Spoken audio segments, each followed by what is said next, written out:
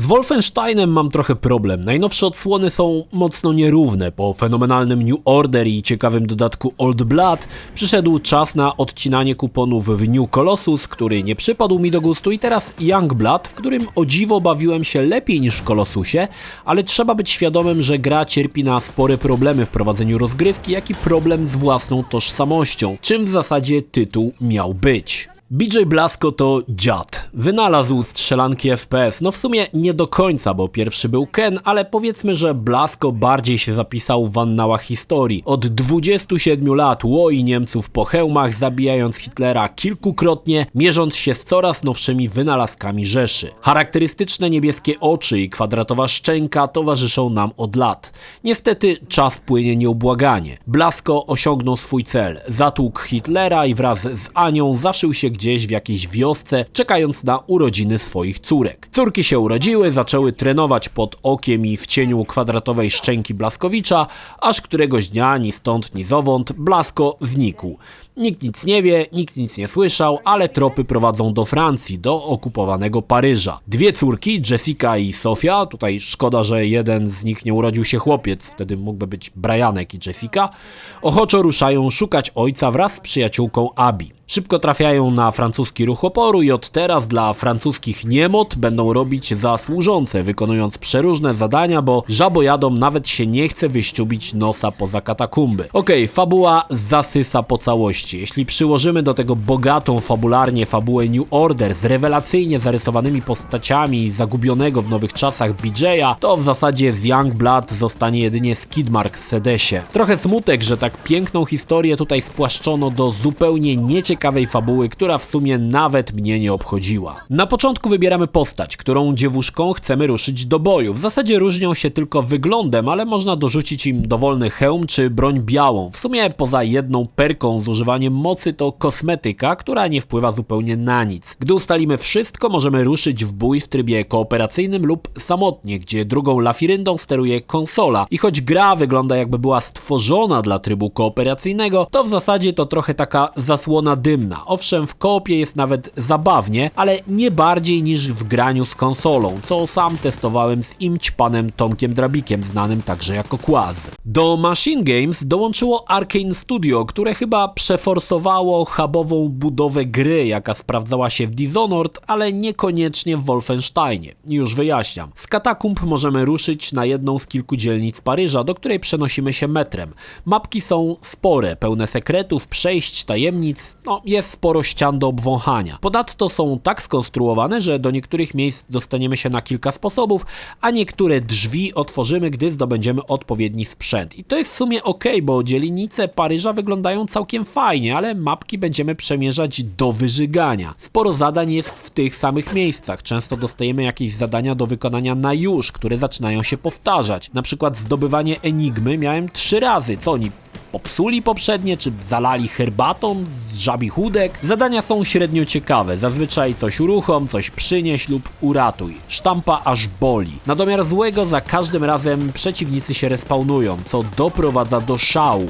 Szczególnie gdy chcesz wrócić kawałek, bo przypomniałeś sobie o nieotwartej skrzynce i tam już czeka cała watacha nazioli, których kilka minut wcześniej w pocie czoła eksterminowałeś. Przez to gra niemiłosiernie się wydłuża. Twórcy zapowiedzieli, że to najdłuższa gra serii, ale na Boga. Najdłuższa dlatego, że non-stop wykonuje się to samo. Walczy się z tymi samymi wrogami posiadającymi moc Chrystusowej rezurekcji. Ale na tym problemy Young Blood się nie kończą. Nasze dziewoje mogą mieć po 3 życia. Oprócz tego, jak jedna z naszych panien padnie na kolana lub klęknie do niemieckiego miecza, można ją podnieść dowolną ilość razy i odwrotnie. Gdy my padniemy, nasza towarzyszka rączo ruszy na pomoc i to jest okej, bo nawet konsola bardzo dobrze sobie radzi, choć zdarzało mi się błagać o pomoc, ocierając się o kolana siostry, która niewzruszona miała to gdzieś. Ale to były sporadyczne sytuacje. Jeśli nie uda się nas uratować lub obie siostry będą się słaniać, tracimy jedno z 3 żyć. Gdy stracimy wszystkie,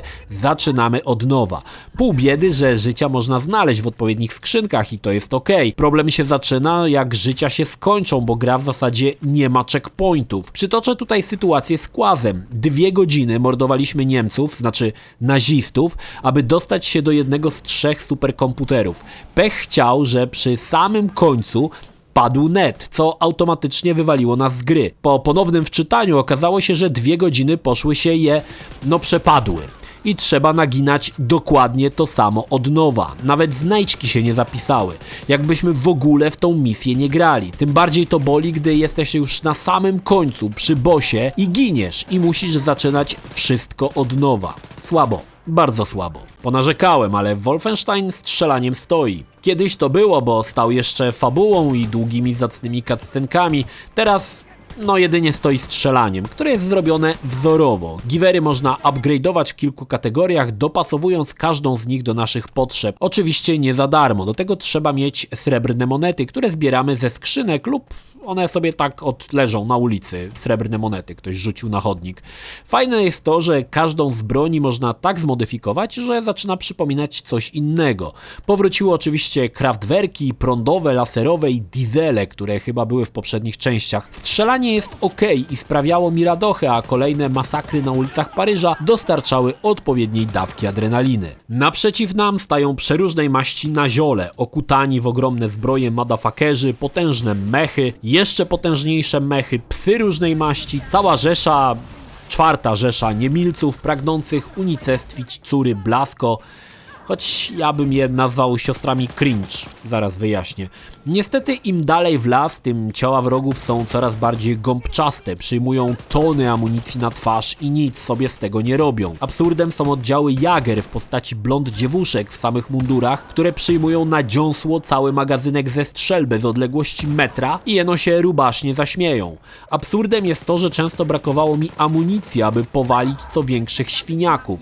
Czasami wręcz zrezygnowałem i brałem nogi za pas, bo nie miałem z czego strzelać. Powrócili oczywiście kapitanowie, którzy tym razem dodają żywotności i tak już mega żywotnym wrogom. Teoretycznie wyeliminowanie ich na początku walki powinno być priorytetem, ale ja w sumie zazwyczaj kładłem na to żur, wpadali pod lufę, dostali strzała, a jak nie, to z czasem ich wywęszyłem i eliminowałem. Obok broni palnej jest broń biała. Dziołchy mogą elegancko włączyć kamuflaż zajumany predatorowi, zajść niemiacha od tyłu i ładnie go zamaszystym ruchem zadziabać siekierką. Ale tutaj jest problem. Zdarzały mi się sytuacje, że animacja powalania się nie odpalała, a wróg, gdy tylko zobaczy nas kątem swojego niemieckiego oka, od razu uruchamia alarm na pół Paryża, co jest kolejnym bezsensem. Alarm jest uruchamiany automatycznie, z marszu. Nawet nie biegną go uruchomić. Widzą siostrę cringe i od razu włącza się ni stąd, ni zowąd alarm i cała chmara wesołych nazioli w nocnikach leci nam na powitanie, ochoczo strzelając z czego popadnie. Postacie też można upgrade'ować i o dziwo od lat nie trafiłem na tak dobrze zrobione perki, że niemal wszystko wydawało mi się przydatne. W większości gier na 80% perek można położyć żur, bo i tak się ich nie wykorzysta, ale tutaj niemal każda coś ciekawego dorzuca. Chylę czoła, bo perki zostały zrobione elegancko. Okej, dlaczego siostry cringe? No cóż, twórcy próbowali dorzucić trochę żarcików, ale chyba coś nie pykło. Do historii przechodzą całkowicie żenujące i cringe'owe scenki w windach, gdy laski tańczą czy robią z siebie totalne idiotki. Podczas tych scen czułem, że doznaję szczękościsku z żenady. Problem jest taki, że niezbyt często możemy siostry zobaczyć, bo cutscenek jest tyle co kot napłakał, więc może ze 4 na całą grę, więc ich wzajemne relacje oglądamy w tych nieszczęsnych windach. Jak na to patrzyłem, to rozumiałem, czemu Blasco zwinął się i uciekł do Paryża na bagiety. Pewnie też nie mógł tego znieść. A może jemu z cringe'u kwadratowa szczęka zablokowała się w zawiasach? Nie zabrakło też całej tony znajdziek, kaset, notatek, specjalnych dyskietek z kodami do otwierania skrzynek z barachłem, okularów 3D, dzięki którym można obejrzeć modele 3D. Te elementy zawsze witam z otwartymi ramionami, bo lubię dokładnie przyjrzeć się wymodelowanym postaciom. Grze zdecydowanie zabrakło rozmachu. Pamiętacie scenę z New Order, gdy Blasco pierwszy raz wbija do Berlina, który wygląda jak mokry sen Alberta Speera? Czuło się ciary na plecach, widząc ogromne betonowe struktury. Tutaj niestety tego nie poczujecie, ani razu w sumie. Uliczki Paryża wyglądają tak samo. Do mieszkań zawsze wchodzi się na drugie piętro klatką schodową,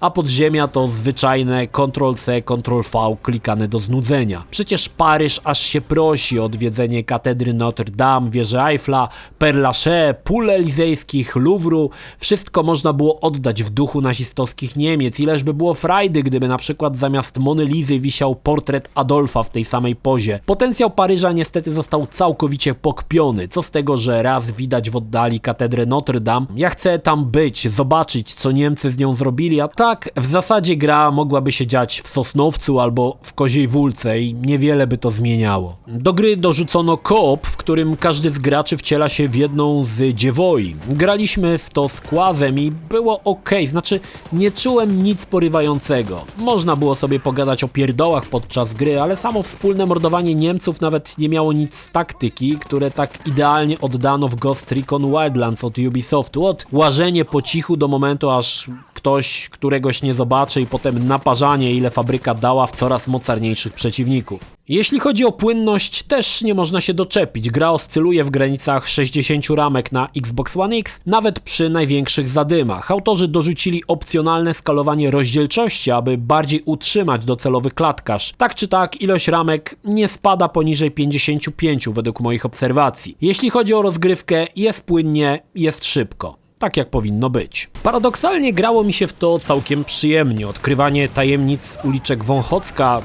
Paryża miało swój urok. Naparzanie z giwer zostało wykonane bardzo fajnie, a przeciwnicy ginący w fontannach krwi z oderwanych rąk i nóg mieli w sobie coś malowniczego. Z czasem niestety zaczyna nużyć powtarzalność. Respawn wrogów i zadania poboczne, które zostały napisane chyba przez jakiegoś studenciaka bez umowy i to takiego, co na trójczynach leci, mocno dają się we znaki. Pół biedy, że za Youngblood zapłacicie 150 zł, co jest, wydaje mi się, uczciwą ceną. Ale nie wierzcie w długość gry. To zasłona dymna, o czym powiedziałem wcześniej. Również bohaterki są, niezbyt rozgarnięte. Brakowało mi głębi psychologicznej postaci z New Order, przemyśleń Blasco, który próbował odnaleźć się w nowej sytuacji. Tutaj tego nie ma, jest bardziej młodzieżowo, cringe'owo. Laski mogłyby może zawojować upośledzonego TikToka, ale w Wolfensteinie sprawdzają się co najmniej średnio. Od i całe Youngblood. Ja bym poczekał na obniżkę, bo lać Niemca zawsze spoko, oby tylko seria nie poszła dalej tym torem i był to tylko jednorazowy wybryk. BJ, proszę wróć i zlej pasem swoje cringe'owe córki za to, co zrobiły z twoją historią.